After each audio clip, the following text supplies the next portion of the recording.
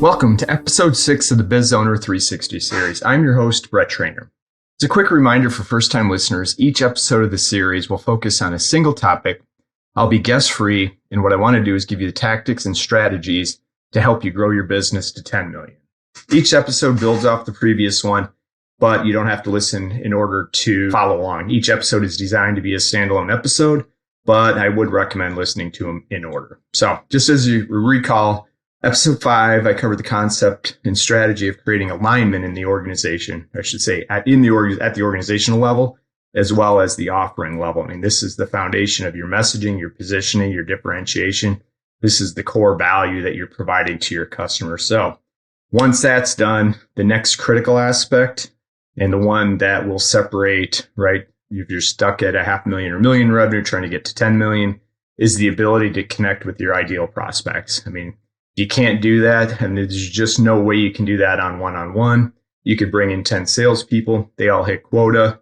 They can grow your business incrementally, but unless you're reaching, folks digitally and where they're at, it's be really hard to scale, right? You can't go from incremental just on one-on-one sales. So today we'll talk about kind of the concept and the overview of how to connect with your customers and kind of some strategies to think about as you go through the process. Because if you can't get this right, enabling your customers and enabling your buying process isn't going to matter if you don't have folks coming through the process. So it's going to be critical you get this one right. And quite honestly, this is where a lot of time, money is wasted by a lot of companies because they're just winging it, right? And this is not an area you want to wing it. Again, as I've said before, this isn't rocket science, but have a plan.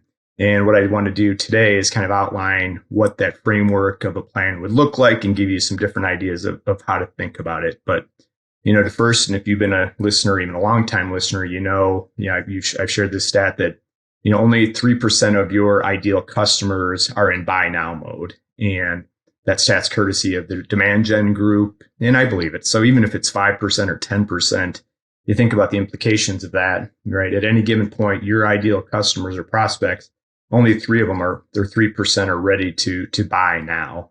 And it's like finding a needle in the haystack, right? To find those folks that are ready. So the key is to find these folks before they're ready to buy, build a relationship, and then be there for them when they are ready to buy. And I think the best way to kind of think about this, I used the analogy earlier in one of the episodes about the used car, right? And how digital first and it's changed that industry.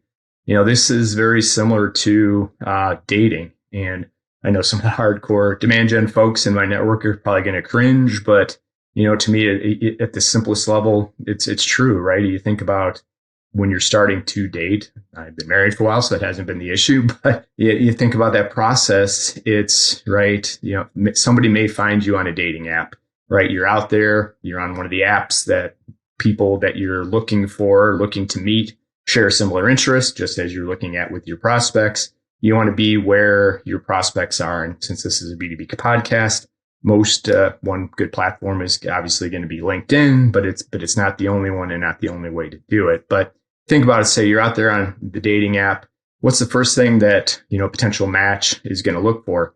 They're going to go check out your social media profiles. Man, is who he or she on her profile match what's on the social, right? Is it consistent with what that is? Guess what? Your prospects are going to do the same thing, right? They hear of you on a podcast or may see, an article or a referral from somebody. They're going to go check your social, your web page to make sure, you are who you say you are, right? That's really kind of the first step. And at that point, right, if there's a disconnect, it's going to be really hard to overcome that.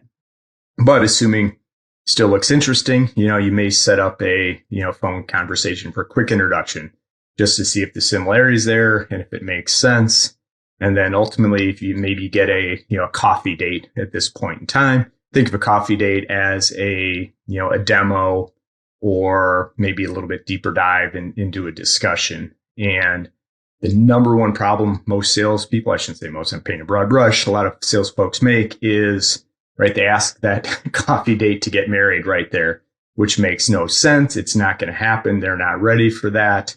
And I think if you think about where that process goes, right, it's a coffee date, then you go on a proper date, if you will, then multiple dates. And really what's happening is you're building trust, you're building a relationship between the two of you. And it's the same thing with the prospect, right? Different, obviously, approaches, but the idea and the concept is very similar. You want the prospect to have confidence in you as the person, as you as the company. So again, when they're ready to take that next step, right, to get serious and to buy, right, you've already, laid the groundwork. And again, you're going to shorten that sales cycle as much as possible. So I know the topic today was really around connect and connecting at first.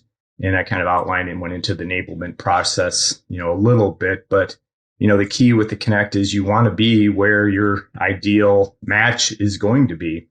And if you're not, then it's going to be much more difficult to find those ideal customers.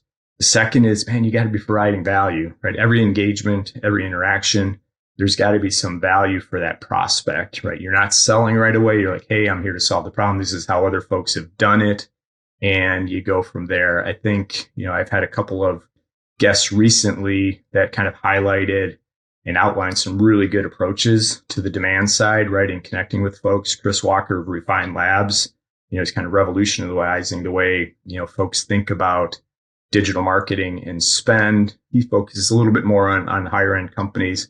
But the concept is the same. Sean Rosensteel, who I had on more recently, also talked about the same thing, right, with the digital. And I think one of the concepts I really like and what he outlined is, in the old days, I say old day 5-6 years ago, with paid ads, you could go transactional, right? Say, hey, buy now. It doesn't work that way.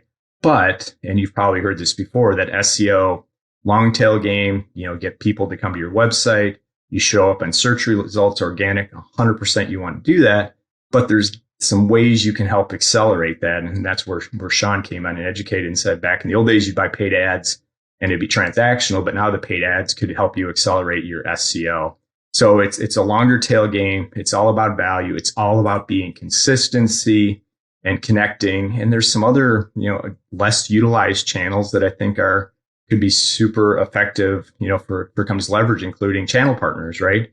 So if you're in an industry and you have somebody that provides a complementary product selling into the same customers, it's becoming more and more frequent or common for those companies potentially to work together, especially if you can build that relationship. So the connect is, there's multiple ways to do it. And I think my biggest takeaway for you in this is, don't just wing it. You've got to test it, but have a plan and think about it, without rushing through. And again, this is where so much time, money is wasted from companies.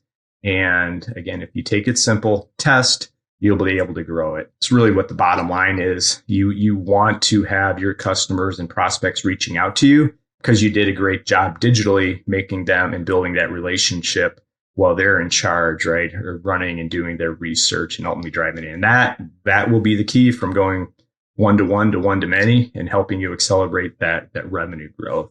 And so next episode, what I want to dig into is that enablement process. So, hey, you did a great job with Connect. You've got people coming, often I've seen companies that, hey, they actually did a good job. People are, customers, prospects are reaching out, but they've got one part-time person that's kind of processing through leads and facilitating and doing follow-up. And you got one opportunity. If somebody reaches out and takes you 3 days to return a call or a message, you've really lost, especially if there's any other alternatives in your space. So next episode, we'll dig into a little bit of the enablement process. So we'll talk about the lead, right? The prospect or buyer enablement. How do you align around the buyer's process once you get the connect? And then a little bit of time on customer enablement. So I think that's the other disconnect a lot of companies have is, hey, I've sold this customer. Let's throw them over the fence. Let's go get the next prospect to buy. And there's a real big opportunity with being able to help those customers unlock the value of your product or service, because then they become your biggest advocates. And two, you keep them for long term, right? If you're churning customers, you got to sell even more to cover the customers that you've lost. So we'll get into a little bit of that next week, and then ultimately wrap that part up with the support side. So again, thank you for listening. I appreciate the time. And if you do enjoy this, do share it with your friends or colleagues that might find interest in this, and follow or share on your favorite podcast platform as well. I'd really appreciate it. Thank you and have a great day.